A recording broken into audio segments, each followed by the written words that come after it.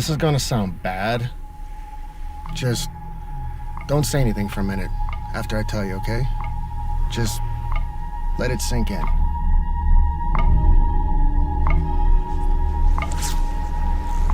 Oh, hey, man. Sorry. Do you think I could, get a ride from you whenever you're done here? Is some kind of trouble or something? $2,500 worth. What's your deal? What do you do? I ran my own company for about 12 years as a financial consultant, and I'm about $500,000 in debt. $500,000? Damn, dude. Devin, what if I told you I know a way for you to get the money you need?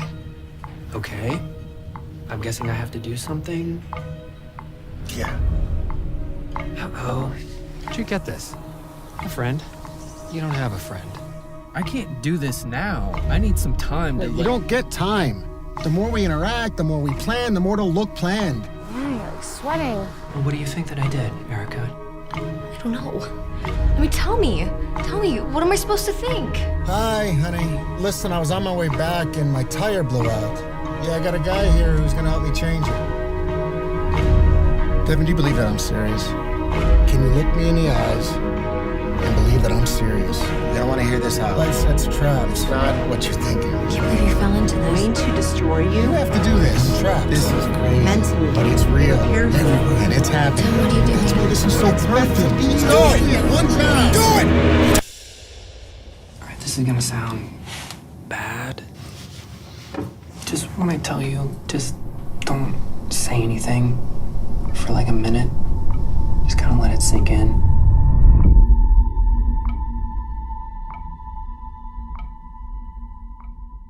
Guys, I'm April and I'm here with the Bozeman Film Celebration. And today we are interviewing Robert Shupe, who is the director of Handshake. Nice to be here. Thank you for taking the time to talk to me. Of course, thank you. Robert, why don't you introduce yourself and tell us a little bit about you and Handshake? My name is Robert Shupe. I'm the writer, producer, director, and also actor in Handshake. It's a feature film we shot back in 2019, so pre-COVID. Because of that, that's sort of my excuse for why it took so long to finish. The film finally kind of finished first part of 2022. And so I've just kind of been putting it into festivals, and I'm very happy that it got accepted to Bozeman. Yeah, we're happy to have you. I read that Handshake is loosely based on a true story. Is that correct? Very, very loosely based. It's really like the characters are fictional. You know, it was filmed in the Helena area of Montana. I'm originally from the Helena area, so we filmed it for about 2 weeks. I live in Las Vegas, and so we did some interiors, some other little things here. The actual incident, I really only took kind of the basic central crime that happens and some of the details from an actual incident that took place in New York, actually. So it is mostly fictional, but there's a few little details, like I said, from an actual incident that did happen. I don't want to give too much away, but... No, that's fine. Did you seek out this story, or did you come across it accidentally and it just kind of stuck in your brain? It was kind of a combination of things. I'd always wanted to do a film that's sort of like two strangers that just sort of meet in the middle of nowhere, kind of by chance. Mm-hmm. There's a lot of movies and other like books and things that are kind of influential, and that I kind of like that basic setup. Strangers on a Train, or other things from the 60s and 70s, like In Cold Blood and Thunderbolt and Lightfoot, and some even more obscure ones probably. But so I kind of had that setup and the characters, and I kind of knew kind of a general direction I wanted it to go. And then I did sort of learn about this actual incident. Like I said, it's kind of a similar thing where these two guys kind of collide and then bad things happen. I sort of co-opted or stole little bits of that and kind of combined it with this other idea, and then it kind of turned into its own thing. So it's always interesting how artists collect inspiration and they just kind of accumulate in the back of your brain until one day you find the thing that makes them all click together. Yeah, that's a good way to describe what happened with this film. Also, being the director and the lead actor, I'm sure there are a lot of challenges with that. Would you like to talk about the highs and lows of directing yourself in such a capacity? I didn't initially set out to do all of that stuff. You know, the budget level that I'm working with, and I've acted in other things that I've made, but it kind of got to a point where I was like, there are things I know about the character that I feel confident enough to be able to portray. At this point, I feel like I know this character better than anyone else is going to. Right. And so in a way, like the acting part is almost like an extension of the directing for me, like just kind of knowing what I want and knowing how it's going to fit into the bigger picture. It's definitely a challenge, but I also kind of like, if you're acting and directing, for me, it's actually nice to go from one to the other. The one isn't overwhelming just by itself. I feel like if I'm just directing, then like I'm in that mode all day. But if I'm acting, then I can actually just like walk away from the directing stuff for like the amount of time that I'm in front of the camera performing. And then, right. And then to me, it's actually kind of a nice balance and a nice way to kind of step away from each thing and then come back into it. Because if I'm just doing one, then I'll overthink things and I might get stressed out. But get to right brain, left brain it a little kind bit. of, yeah. And you're just kind of forced to just step away from the one thing into the other thing. And so I actually feel okay with that way of doing things. Well, you did a great job. I really enjoyed your performance. And thank you. Your film was full of really great performances. Were you a big part of the casting process? Did you have a casting director? How did you fill out the rest of your cast? I didn't have a casting director. I'm sort of operating on a very low budget, and trust is always a big thing. I basically just kind of started looking around here locally in Las Vegas. There were a few actors just in the film community here that I'd seen in things that I thought might work for certain roles. And we did have some auditions, and the actress that plays the attorney, the character's name is Kristen Dunkel, but the actress who plays that part, we kind of found in an audition. But most of them were kind of actors that I'd seen in other things and just kind of approached, and we kind of would do readings. I got really lucky, actually. I feel like everyone did an amazing job, and just feel like I got actually pretty lucky with everyone. Handshake has this really gorgeous, like Americana sort of feel to the look of it. Did you have any specific inspirations, maybe like your own travels or other films that really influenced the look of this film? I had wanted to kind of do a film, having like grown up in Montana. I definitely wanted to do a film that just sort of like captured landscapes the way I've kind of have seen them and have grown up with, I guess, and been around. Kind of wanted to highlight, be very like more specific than most movies that take place in, like, I feel like a lot of films that are set in Montana, it's not as bad recently, but usually it just feels like generic, or like it doesn't give you the specific name and place of the city or the locale that it takes place in. Right. I feel it's like just it's like referencing other references as opposed to like really getting to the source. Yeah, and like a lot of films that take place in like an American town, it's like, okay, they probably filmed it in Canada and they don't actually like get specific with it. And I was just like, I wanted this to just be this is Helena. And I sort of lost my train of thought there. No, it's fine. Was there any particular film or director that you really look to? One film I mentioned earlier called Thunderbolt and Lightfoot is a film from the 70s.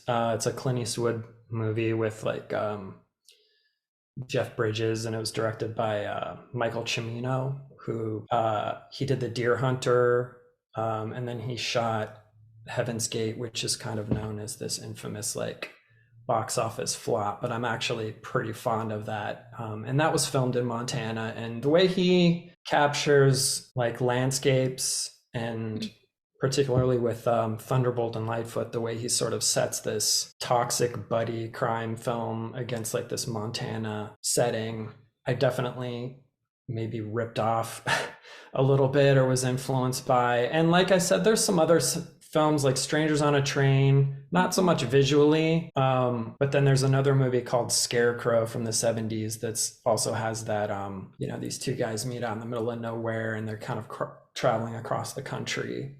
Right. So it's kind of a road movie in a way. So yeah, definitely kind of that 70s, like expansive, anamorphic look I was going for. So yeah, I mean, it looked beautiful, and I think that the specificity of, you know, you making a movie in a place that you know so well, you're able to bring out parts of it that maybe other people would not, and show them to people like me who weren't very familiar with Montana prior to this festival and prior to watching this movie. You mentioned the toxic buddy like dynamic.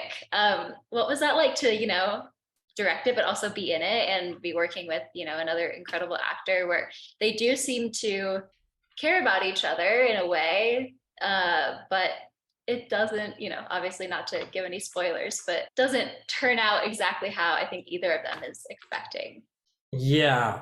That's sort of the central kind of question that I guess I wanted people to kind of walk away from the movie with, is like, what exactly was that relationship? You kind of, it starts out as one thing and then it kind of evolves into something else. And then you're still kind of left wondering, like, what were they like actual friends? Did they actually care about each other? Were they both just using each other? Like,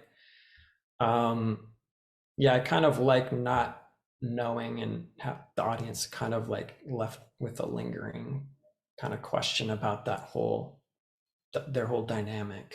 Yeah, it made me want to go back and like rewatch initiation of their relationship after I kind of see where it goes, because your character's kind of questioning himself and like his own perception of his memories. And I think that is something that a lot of people can relate to. Like, we create these narratives around our memories, but memories are fickle and they come with all of the extra things that were going on in our own brains at the time that keep us from kind of being objective observers of our life. And that felt like kind of this overarching theme that, you know, maybe you don't always know exactly what happened, but all you have is your own experience. And how that, even your experience and your perception of something that happened, can evolve over time as well. You know, maybe even not necessarily the memory you have of a traumatic event, but how you cope with it, and how you, as you get older, your perspective maybe changes and you kind of look at something that happened in a different way. And the element of time is also a thing that's kind of something I was going for in the movie, or how time can affect people's memories and people's coping mechanisms and the way they kind of deal with, like I said, trauma. But that makes me think of the daughter character in particular. Trying so hard not to do spoilers here, but she comes in later, pretty late in the film. Seeing her creates such a like cognitive dissonance in your character in a way, because he's already kind of come to peace, or like created his own narrative about what happened and has been living with it for so long. Why did you bring her in at the end? What was the effect that it had on you personally?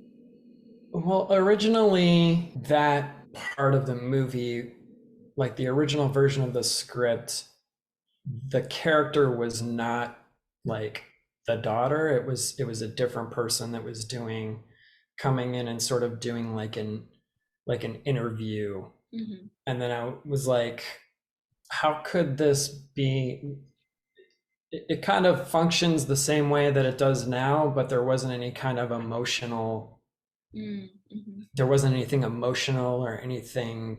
It was just more kind of felt a little disconnected. And so I was just trying to think of a way to like cover some of the same things, but have it more meaningful. And I was like, well, what if it's, you know, the daughter? And I started kind of mulling that over, and I was like, well, I think I kind of have to do that now that it's in my head. So yeah, I thought that whole thing turned out pretty well. And the actress Savannah that played that part did an amazing job. And it's kind of a hard thing to come in at the very end of the movie and kind of like it almost resets, and you kind of have to, again, if you haven't seen the movie, you shouldn't have gotten this. You should have stopped when we said spoiler. But watch the movie, everyone. Yeah, but she did an amazing job, and it's not an easy thing to kind of come in at that point of the movie. She did a great job. Yeah, it was really excellent. And what was like the big thing that you learned from making this film? Maybe the fact that I actually was able to pull it off was like I still am kind of like, man, I'm kind of surprised that I was able to even do that. I guess I was able to execute a lot of things with this movie that I hadn't really executed successfully in other films. Mm-hmm. Yeah, just being able to like pull it off and hoping for scenes. You write something and then you start like thinking about filming it. It's like, man, like I hope I can capture the way that it's written in the way that I have it in my head. And a lot of it, like I said, I just feel like I got really lucky, like every step along the way of making this. The locations, for example, like every place I approached and went to and asked about filming, everyone was just like, yeah. Like no one said no. Like pretty much every actor I asked said yeah. Like no one said no. And then I was like, wow, like so many people have said yes. Like I kind of have to make the movie at this point. Yeah, I mean, the whole thing was definitely a huge learning experience for sure. I think every film is in some ways. Yeah, I'm just glad that it's getting out there and people are able to check it out and more people will dig it. If you would like to watch Handshake, you can purchase your tickets for the Bozeman Film Celebration online, or you can also get virtual passes if you can't make it to Montana, and you can watch all of our 2023 lineup on that website. So thank you so much, Robert, and thanks for talking with me, and everyone go watch Handshake. Yeah, thank you.